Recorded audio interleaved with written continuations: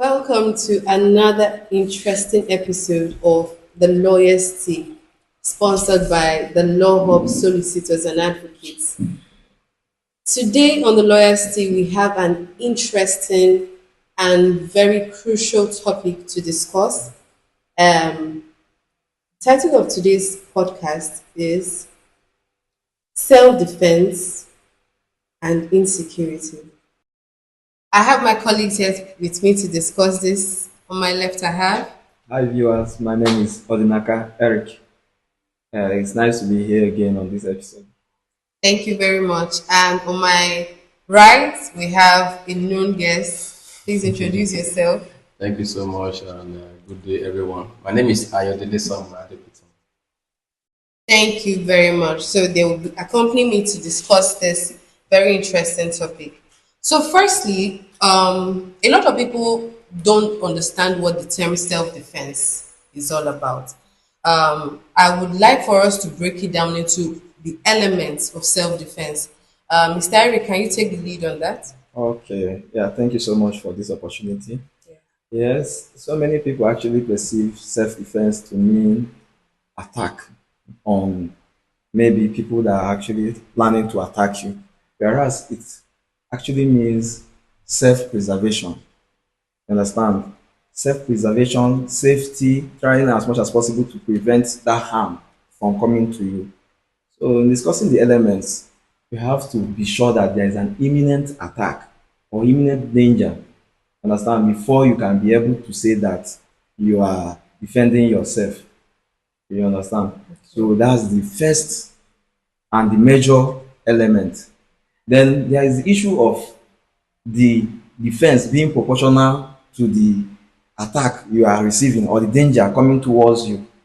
You understand? Okay. You have to be sure that whatever you are using to defend yourself is proportional to the attack or the danger coming towards you. Okay. So those are the two elements I will talk about. All right. Thank you very much. Um, in addition to what he has said, it also shows that sometimes self-defense does not mean that the person who is bringing the attack actually has to die.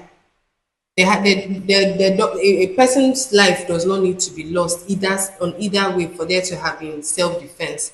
Say, for instance, person is bringing a machete, and then you respond in a way that machete could have been asserted in a way that it doesn't injure, and nobody's life is lost. That person's life has been preserved, right? Yes. Thank you very much.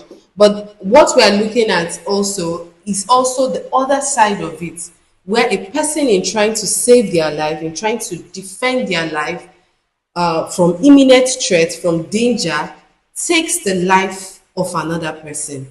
A lot of people are very gray on this topic. Barisayo, can you enlighten us on what our laws, especially the Constitution, what does it say about self-defense? Okay, thank you for the opportunity. So, constitutionally speaking, the ground law, which is the Constitution of the Federal Republic of Nigeria 1999, as amended, particularly Section 33 of 2A, provided for the term or the legal principle self-defense. So, which talked about an ability for someone to protect his or her own life when that person presumes that imminent danger is coming. So, and of course, that protection does not really have to be dwell on lives. It can also be property. Yes. So, if you feel that, oh yes, your building or your vehicle or your money is what is facing imminent danger or threat, you have that duty constitutionally to make sure that nothing harm happen to those of property, and not to talk less of our life. So if you presume that, okay, yes, that as you are going or going about your normal daily activity, you now happen to be in a place that, yes, you are foreseeing danger that is coming, and there's nothing you can do. You have to wear that garment of what to defend yourself. And of course, the thing is to not be done in vacuum. There have to be a scenario in which you don't have any other alternative than to what? Than to just defend yourself. If you have iota of escaping route, you should be able to what to do it. If it's your money, if you have avenue for you to take your money and run away, you do it. You don't say because the constitution have already provided that yes, you can defend yourself, that you wait anybody that touches my money, or if it's out even housefly, I will kill the housefly. There must be that what? There must be that intent to be, because of course it's not everybody that you see that want to do any, that have that intention to do harm to you. So there must be that intention from that person to want to do you harm. And of course, I collect up the back proportional. So if somebody is coming with a AK-47, and you or rather if somebody is coming with a knife, and you now say because of this, because you have provided that you are must defend yourself, you now bring out your AK-47, because the law will presume that yes, you are committing either a manslaughter or a murder, and you will dance to the tune of the law. So those are the aspects that we have to look at. And of course, if we take it down to, of course, we are divided between the north and the south. We take it down to this to the to the south, which provide for criminal code act, particularly section 32 of the criminal code provide for self-defense, which gives similar meaning to what the constitution provided, that what if your life or your property is in imminent danger, you should protect yourself. And penal code, which to those in the north, also provided that what if your private life is somewhat is threatened, then you have the right to still protect yourself. So marrying these three together, you'll see that what on the side of the law, it provides for self-defense, but of course it is not to be done habitually or appropriately. So they say that you say because of this now, you want to what to deprive another person of his or her own life. Thank you. Thank you. Just to add on to what you mentioned on, especially this last part, that because everybody has a right to life, which is a constitutional right, and self-defense is a justification for the violation of that right. And like you both have rightly mentioned, that justification only presents itself where a person is depending from imminent threat or danger. Thank you very much for that very meaningful contribution. So we have established that Nigeria provides for self-defense. We have established occasions that provide, okay, now you can defend yourself. How you can defend yourself. That's what I want to discuss. We have talked about defending yourself can be running away from the threat or danger. I want us to really delve into it. How can we defend ourselves? Let's also situate this with our security concerns in Nigeria. Let's look at the threat of the everyday Nigerian, saying kidnapping, one chance, armed robbery. There's a lot that is happening. There's so much, mayhem, man's inhumanity to man. How can someone defend themselves? Okay. Erica, Yeah, thank you. thank you Yeah. so much. Yeah. The question is timely because of the situation we found ourselves in the country. It's a very pitiable situation now. Kidnapping, banditry, terrorism here and Yeah. there. And here comes the need for people to actually preserve their own life. Yes. Understand? So there is actually important the importance for people to defend themselves because it is very clear that the state cannot provide this security maximally, or which word should I use now, cannot provide this security the way they are supposed to. In fact, it might be right, I might be right to say that the state cannot adequately provide security for the lives of these people we are talking about. We are talking about people in their farms, you understand, people in the hinterlands. So at this point now, if I get your question correctly, is how do these people now go about preserving their own lives? Yes. Understand, without falling prey to these bandits, Yes. to these herdsmen, to these terrorists. I will start by stating that communities should adopt vigilante, equip them, provide them with weapons, you understand? But these weapons or these arms has to be licensed. You understand? It has to be licensed. But communities and individuals as well can acquire arms. You understand? But you know, I would whatever like you to specify what you mean by weapons or arms.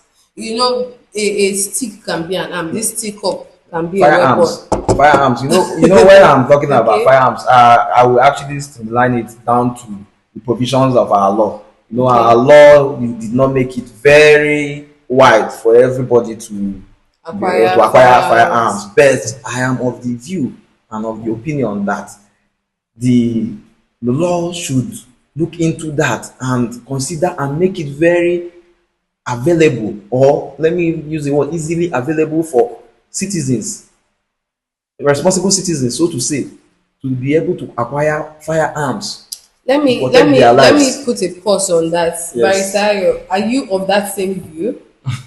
Well, first of all, I'm partially of that view. But first of all, we must establish the fact that the primary responsibility of government is security and welfare of its people. And security now is for the government to make sure that what you and I we can sleep if we have three eyes with our three eyes closed.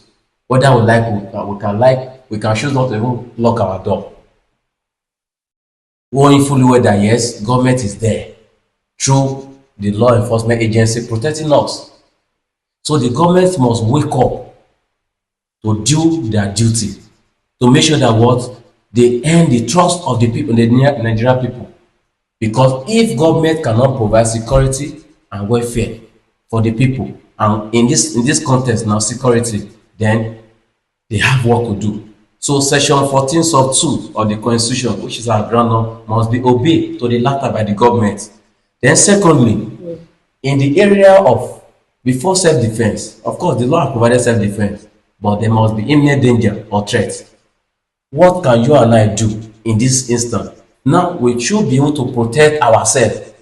Whatever we can do to protect ourselves, let's do it first before we say okay we are resorting to last option of getting firearm or ammunition or the like, because those parameters must be set in place. If for example you notice that oh this car is like this is a car they used to talk about, I don't want to mention one particular car now because it's like that one car they use. Even the police are confirming that for one chance that once you see that car, think twice. Once you enter it, there's no how that they said that somebody is under the under the bonnet or whatever, hiding somewhere. There must not be something that was happen that you should be able to know. Let me avoid this car. So those measures, if you see that okay, this place there are a lot of people gathering there that they want to do something that follow on that place. So those protective measures, do them. Then lastly, our firearm act, which provide for firearm licensing. The procedure for you to get your licensing must be activated. So if there is any bottleneck in that is not making the ordinary Nigeria to be able to what do those things that law enforcement agencies have to do, then the National Assembly should amend those provisions to make it accessible for all. Of course, you must comply with the rules and regulation because it's highly, or let me use the word, heavily regulated. So those are the aspects, and of course, you must seek the permission of the president and the inspector general of police for you to be able to apply for those ammunition. Can I come in here? Yes. Yes, I would like to equally put that the National Assembly have taken the step to see towards the legalization and making it easily available for the citizens, these firearms that we are talking about. But some of the difficulties we are experiencing has to do with the security experts who, from their own experience, are of the view that these firearms would most likely be abused and at the end of the day be used for other, in fact, at the end of the day, it might not serve the purpose which the legislators intended for it to serve. Yes. Understand? Even the executives have not equally been supportive of these laws. So that is why we are stating here and again that there is the need, understand, for the both the executives, both the security experts, no matter whatever they think, you understand, comparing what happens in the West, understand how people go about engaging in shooters. I have a contrary opinion. Okay. I I know for a fact that every privilege in Nigeria gets abused. There is a decline in education. There is a massive drug abuse problem in Nigeria. The insecurity is, another matter of its own. We are trying on the data front, but there's still a large data hole that has not been filled. So if we're saying firearms should be easily accessible, and Responsible citizens. what is the basis for a responsible citizen? Because it's not a suit and a tie. There is no standard of proof. Even in the enforcement agencies, we constantly keep asking for reforms. Those are the people that are even licensed to carry. I'm rather of the opinion that every household in Nigeria should have some, even if it's the machete is called, right? Yes. Machete for cutting coconuts. Have it around. I was around 15 years of age when I witnessed my first armed robbery attack. I was way younger. I think I was traveling, but the one that was really close to home, I was around 15 years of age when I witnessed my first armed robbery attack. It was a trauma that never left. And I witnessed it a second time, I think about 2 years later, in my parents' home. And my dad took protective measures and he never told us what he did. But we knew that there was something in one container that he would tell you don't touch. And then there was a part of the bed that there was a lump. But we did not know what was in it. But much later I got to know that that was a machete. But I felt he had taken a protective measure, and in the instance that somebody acts in the heat of the moment, a bullet is faster than A machete. a machete. And I feel it's in the space where we are. Some people say that in Nigeria that the only person that is not mad is you and maybe somebody that you know by your side, or you and your God. But you can't vouch for anybody. You honestly can't vouch for anybody. So if we put a rifle in the hand of every court cases that are so civil cases that are supposed to go to court will be settled on the streets with I have a license to a firearm. Well, if I'm to come into that, I would say disagree with you because weapon is weapon, no matter the nomenclature. A gun is a weapon. Yes. A machete is a weapon. Yes. The potency of the weapon matters. Even police condo, is a weapon. Yes. Of course, now the potency, but we cannot say if it's being done in the West. Of course, even though we know that yes, there's an abuse and all, and those are the protective and or preventive measures that we should put in place to make sure that what every Jack and Harry did not get this particular weapon. We can't say because, and that is why I had to lay that foundation.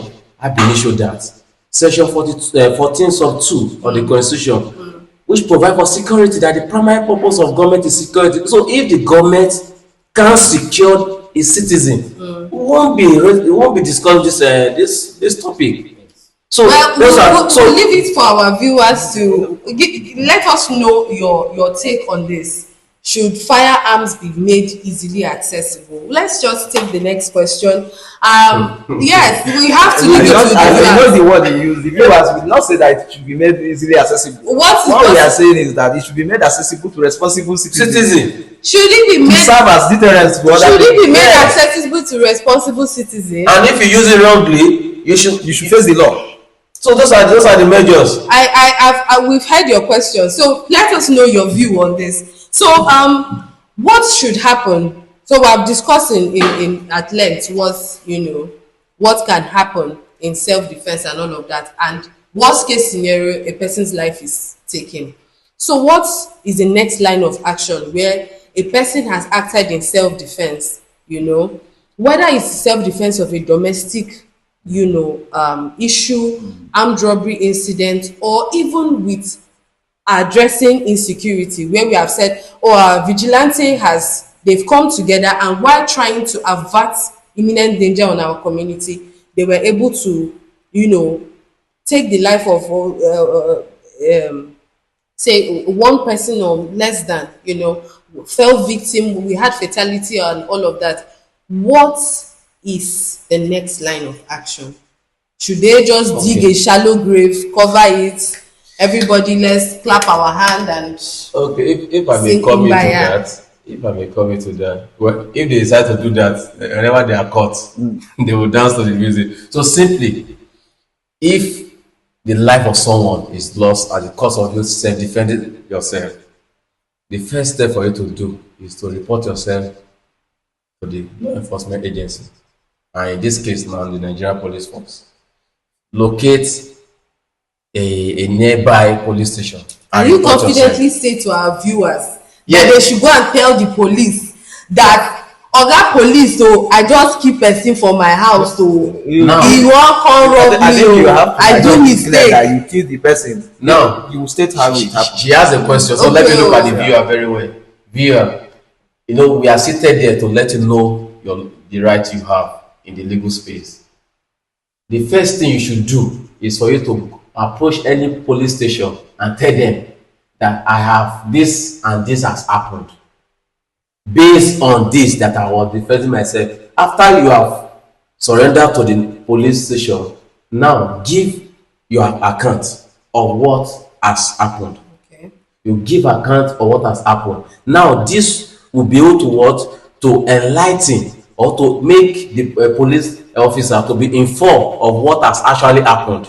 From there they can be able to deduce if it was actually a manslaughter or a murder or self-defense. Sorry to take you back, this should be captured in their statements, right? Yes. So that's the giving of the account. You must write it down, because whatever they want to do, you must what, they will give you a sheet of paper for you to what, to make a Should statement. they go Now, to the station with a lawyer or with a trusted person, or they should go alone? the constitution provide that yes, or before you can give any confidential statement, you should be able to go with any person of your choice. Okay. And there are some provisions that maybe like your legal practitioner, a judge of peace, a person, maybe a family member, or anybody of your choice. Those are the word of the constitution. So when you go, those will be able to, at least they will know that yes, you are not being coerced, tortured, under duress or whatsoever. So when you give those accounts, then of course you will be able to what, to and now if it's to now use the word that self-defense, you can now stay there. And of course the last aspect is to make sure you get a very good defense lawyer, because of course the state is still going to what, to say prosecute you.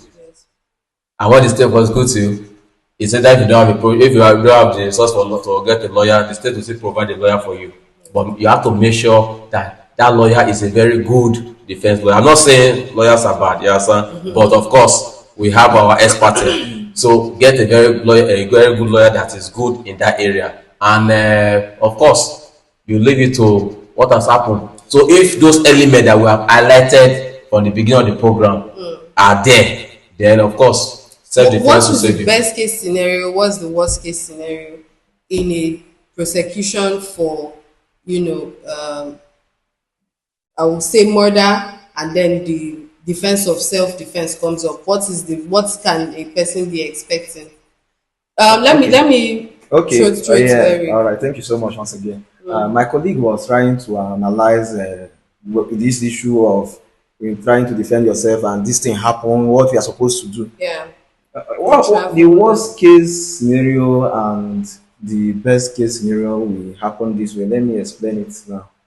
You know, self-defense is a defense when this happens. What are we talking about? When murder, okay, or maybe when you kill someone in the process of trying to defend yourself.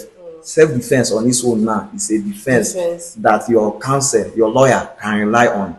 So the best case scenario will be established when your lawyer is able to establish Those those elements elements of self-defense that we talked about earlier on. imminent threat, Yes, danger, there must have been an to person imminent and threat, property. danger, you understand, to your life or to your property. And that, in trying to defend yourself, that you were sure that the object you use to defend yourself is proportional to what the attacker used. Understand? This is why we will still make it very clear here that self-defense should be used as a shield and not a sword.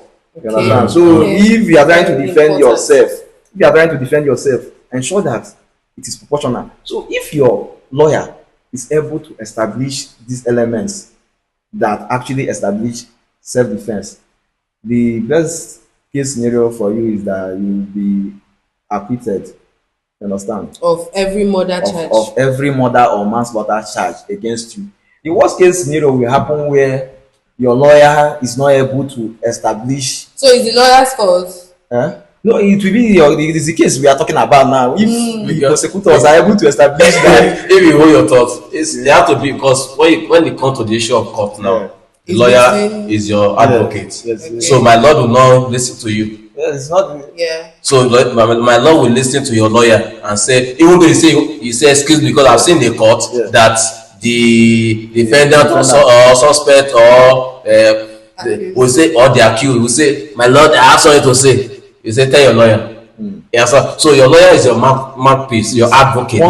Once So he has- if you do his work very well, his own work very well, you are good to go. But if he does not do his own work very well, you are also good to go in the other aspect. I think that That's explains the the long and worst short of case it. scenario. So I think it's advisable to viewers that you should get a good lawyer when this happens. Understand? That is what can decide the best case scenario and the worst case scenario. But either ways, you have a defense, which is self-defense. Just for correction, not really correction, before an accused is being acquitted, he must be discharged. Yes. So the best case scenario is that he will be discharged Yes. before being acquitted. And sometimes they can only be discharged alone Without acquittal. without acquittal.